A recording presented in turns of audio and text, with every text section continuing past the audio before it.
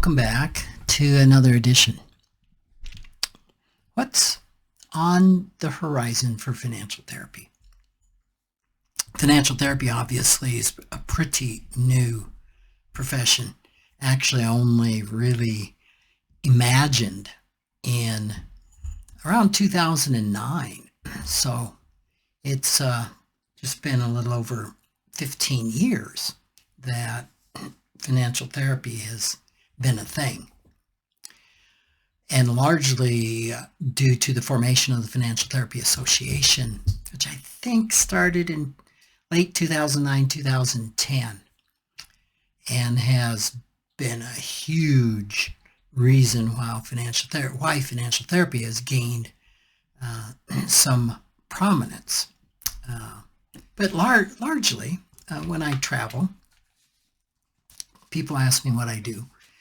And if I'm in the mood for talking, I'll say a financial therapist. If I'm not in the mood for talking, I'll say a financial advisor. And the conversation ends. But when I say financial therapist, people are just like, what is that? I've never heard of it. And when I explain it's a union of money and emotions, and that 90% of all financial decisions are made emotionally, they often kind of take that in and think about it with a nod, and yeah, that makes a lot of sense. That sounds like something I could use myself. And then they nervously laugh because I think one of the last calls somebody will make is to a financial therapist. And the reasoning for that is the amount of shame there is around money, especially our money. I think a person would make a call to a sexual addiction counselor just a tad bit easier than to a financial therapist. So financial therapy is definitely a thing. It's become a thing with the media. You're starting to see financial therapy interviews with financial therapists pop up regularly. I have an alert on my Google that will alert me to whenever financial therapy is in the news. And I would say, I don't know, almost every day there is something said about financial therapy, financial therapists. So where are we going with financial therapy? And I got a few thoughts. These are not necessarily comprehensive. You may have some more. But I do think, and I've already alluded to, we've got a lot wider public awareness. Just the growing attention on the emotional, psychological aspect of financial therapy. It's really becoming more mainstream. Now, while it's nowhere near the recognition of, say, financial planning as a profession, it's gaining in attention. And I think it's very much in the same place that financial planning was, I want to say 40 years ago. 40 years ago, I was just getting my start in the financial planning profession. And not too many people had really heard of financial planning. They, of course, heard of mutual fund salespeople and life insurance salespeople, but not the concept of financial planning. And it took decades to raise the public awareness to comprehensive financial planning, meaning not just investments, but estate planning, insurance planning, tax planning, cash flow management, retirement planning, just all of the other ways that money touches us. Prior to that, it just was thought that, financial planning is the same as investment advice. And for many years, I thought the same for myself. Whether I'm an investment advisor, financial planner, they're all one and the same. Well, they are obviously not. So financial therapy finds itself in very much the same place of not having wide public awareness today. I know the financial planning profession fought long and hard to get the CFP mark, Certified Financial Planner marks, recognized. And today I think I remember seeing a survey or some results that said 79% of people recognize the mark CFP, which is huge, just huge public awareness. When you think about certified financial therapists, almost no one has ever heard of that. Even within the profession, there's not a high degree of knowledge about it or acceptance. We'll talk about that later. But certainly financial therapist, even broader than certified financial therapist, is not something people think about a lot, but it's growing and there is wider public awareness. I think I've talked about, I think it was a 2021 global wellness conference that said one of the coming awarenesses in the wellness movement or in wellness will be financial wellness and innovations in financial therapy that will continue to grow. So I do think we're going to see it continue to grow. I do think we're going to continue to see demand for these services. I don't know, I would certainly think a number of unsolicited inquiries weekly of people reaching out for financial therapy, and I don't personally really advertise. So I do think we're going to see that. And something that goes hand in hand with that, I think we're going to be seeing more clinical research. We're going to be seeing more programs develop around financial therapy. So far, to my knowledge, there is not a financial therapy degree.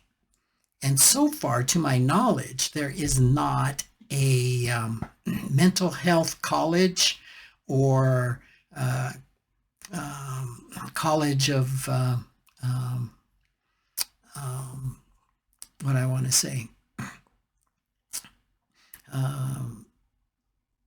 well, I think mental health college is close enough that it embraces or has a offering in financial therapy at all.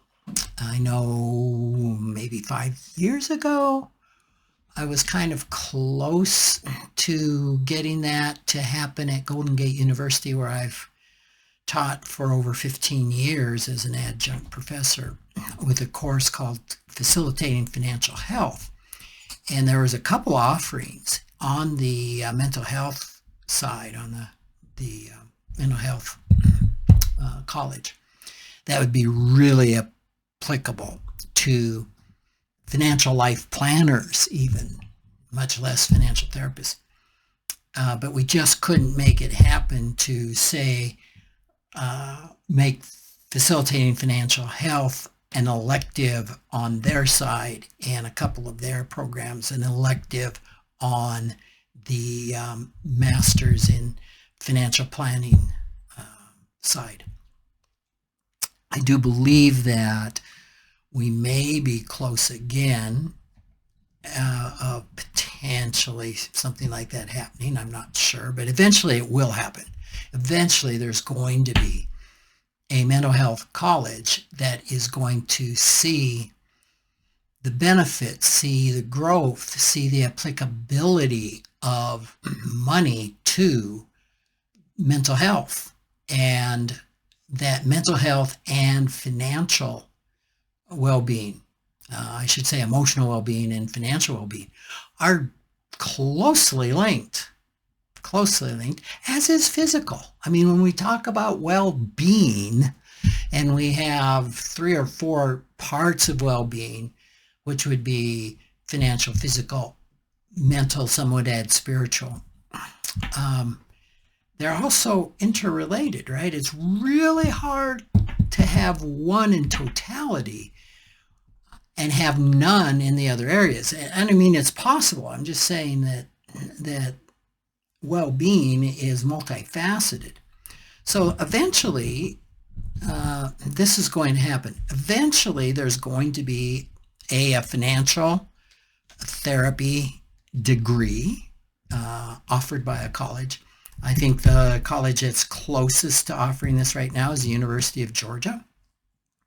They have just recently added a program. I think it's 15 hours. And it does have a financial therapy semester in there.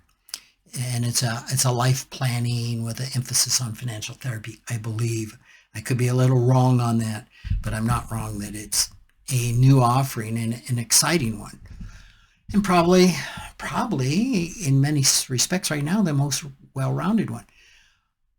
But there are other universities that are coming on board starting to see this and see the potential and see the need for this. So it's just a matter of time.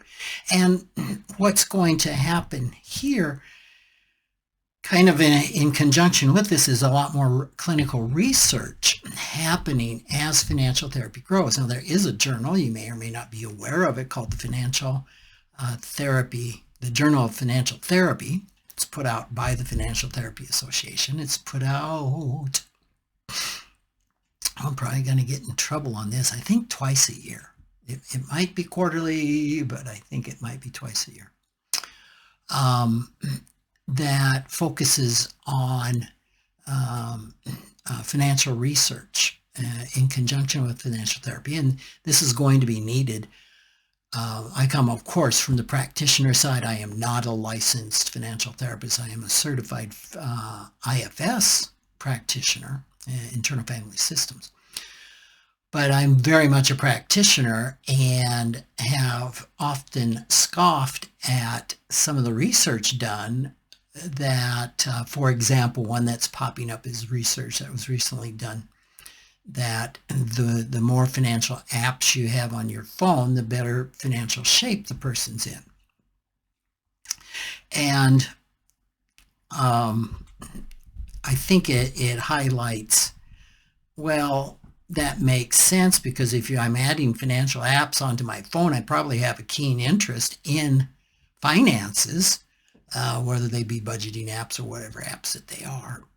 And probably because I'm paying attention, I'm probably in better financial shape. And the practitioner in me kind of laughs at that and says, well, duh. However, I understand the value of research, and research is always lagging what the practitioners are doing in the field. And the research is really needed to build a body of knowledge. And without a body of knowledge, you don't have a profession. So I am really excited to see ongoing research and more research. Some research that recently was a little deflating in a way, not 100%, was from Dr. Megan McCoy at Kansas State University. I about got myself in trouble there, where they did some research on the KMSI-R, that's the Klontz manuscript inventory revised. And it's something that I really didn't have a hand in developing. I mean, maybe a slight motivation, but it was developed by Dr. Brad Klontz and then revised. And I think there's some white papers out there written in 2011 or so that talked about the development of it. And Megan's students went and tested this. His research broke money scripts down into 4 categories: money avoidant, money worship, money status, and money vigilant, which I've done a podcast on this, has been commandeered, convoluted, corrupted, by some media to say these are money scripts. There's 4 money scripts. No, there are not 4 money scripts. Money scripts are unlimited.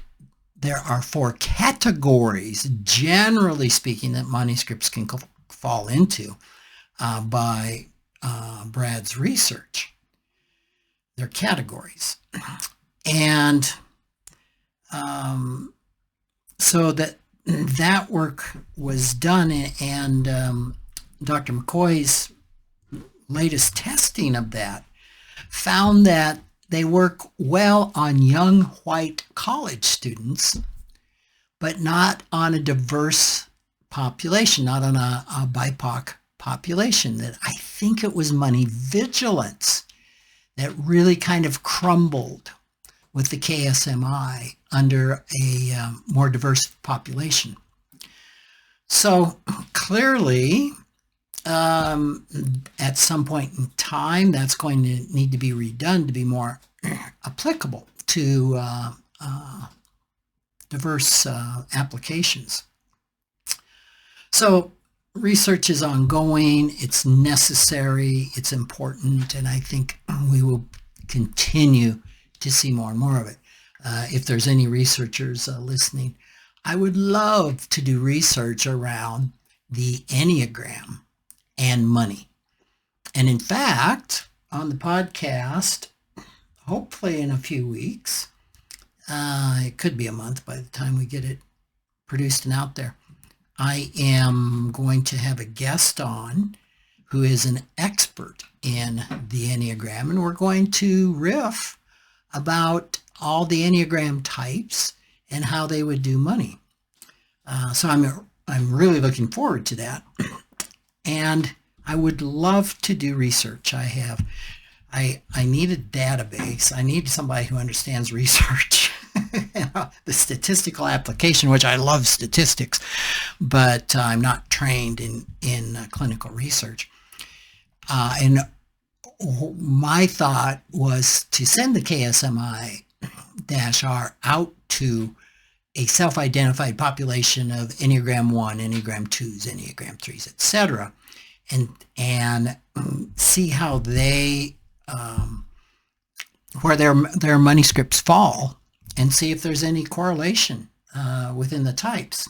Now, obviously, using the KSMI could be a problem now that we have found it doesn't work 100% in money vigilant with diverse populations. I don't know if we could fix that in time to do research, but I've been wanting to do this research for 10 years, so it's not moving very quickly. Okay, and so another thing which we kind of segued into pretty easily is the diversity in application. That we're just seeing financial therapy more and more applicable in addressing financial trauma in marginalized communities. And there is a growing need, a huge need to address financial traumas across various cultural, socioeconomic, racial backgrounds. So I do think we're going to see that grow. Something else where I think we're going to see some growth is in AI, technology and AI. And immediately I think of an app that's out there. It comes from an IFS background. And it started out as an app to use with IFS, Internal Family Systems Therapy. And it's called Sentur, S-E-N-T-U-R. And full disclosure, I am an investor in this app. And most recently, they have started adding something they call, I think it's Sophie, to the app, or they're working on adding this to the app that will actually be a AI. And I scoffed a lot at AI being involved in therapy, talking to your phone, getting therapy. I'm I'm not scoffing as much anymore. And the reason is I love ChatGPT. I use it a lot for research and in various tasks and things. And I noticed just recently they had a voice now. You can talk to it, not just dictate. I mean, you can have a conversation with it. And I do a fast, 36-hour fast once a week. And I was on my fast, and I don't know. I just saw it, and I started talking to it, and somehow my fast came up. And it's just asking me questions. Oh, how long is it going to be? How many? Oh, when you're going to break that tomorrow morning? Okay, well, what are you going to have? Oh, I'm going to have some raspberries and blueberries and some cereal with a lot of nuts in it. And, oh, boy, that really sounds healthy. I mean, this thing is just going on. Finally, it's been probably about 10, 12 minutes. I'm approaching my destination. I'm like, I got to go. I can't stay here talking to you. It was unique. Now, maybe not so unique to a lot of you, but I could see how therapeutically this can be designed to work, maybe especially in an IFS manner, because the IFS has a protocol and a structure to it. Maybe not quite as good as a human, but maybe good enough for the gap sessions. I'm not sure, but I think we're going to be seeing technology and AI used more increasingly in financial therapy. It's going to have to be used in therapy probably first, but I do see that as something that is probably going to make financial therapy more available to people. And I think we'll continue to see IFS integration. Of course, this is one of my passions, is using the internal family system model in financial therapy. It's relatively unknown right now. I can only think of 3 people that I know that are IFS practitioners that are also CFPs that are using this in their practice. So, and it just in being involved in financial therapy since almost the beginning, I haven't seen any one modality or tool help people faster than the IFS integration. And another thing that comes to mind that we're probably going to see that's on the horizon for financial therapy is psychedelic-assisted financial therapy. And I know that's a pretty heavy lift, a big mouthful, and something I'll probably devote a podcast to. I'm hoping to get a proposal accepted by various conferences on this. Right now it's so cutting edge. It's not selected because it can be viewed as pretty far out there, and yet I don't think it's that far out there, especially when we look in the next 10 years or 20 years. I think psychedelic assisted therapy is going to become very mainstream. Some of the challenges facing financial therapy, well, we've kind of discussed the fact one of the big things is just recognizing it. This was true of financial planning. It's true of so many things, but just getting it known, just getting it on the radar of people that this is something that can really help with financial issues, financial stuckness, and can make a difference in their life. And also the scalability of financial therapy is an issue. It's highly personalized. As I'm working with a client, I'm like, there is nobody seeing this.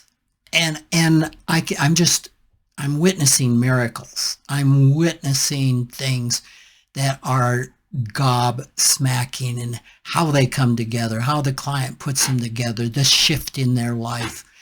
It's just amazing. And there's an audience of 2 to this.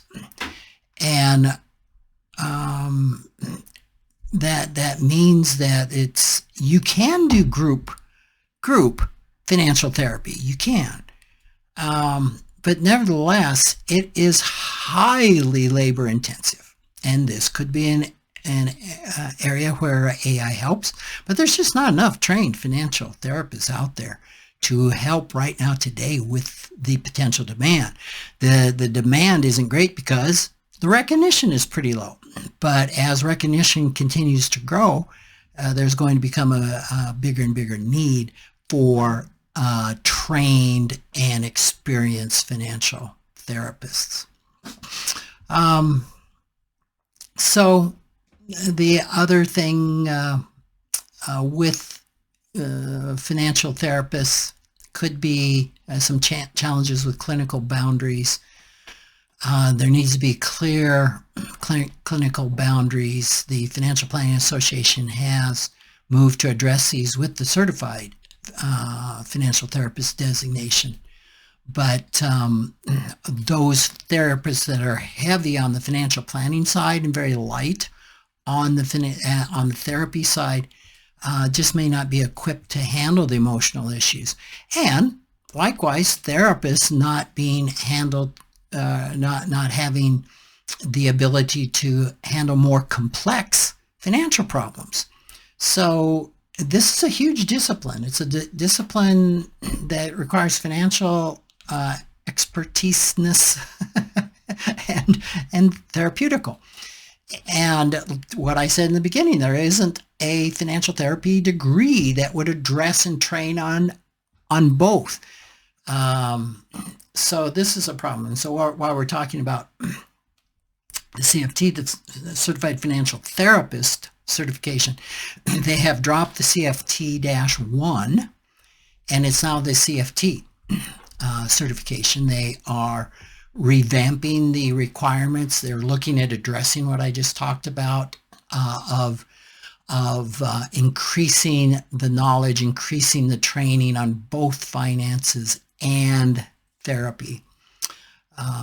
So the CFT officially started January of 2025, but the CFT-1 is gone. So we're going to see higher professional standards with this.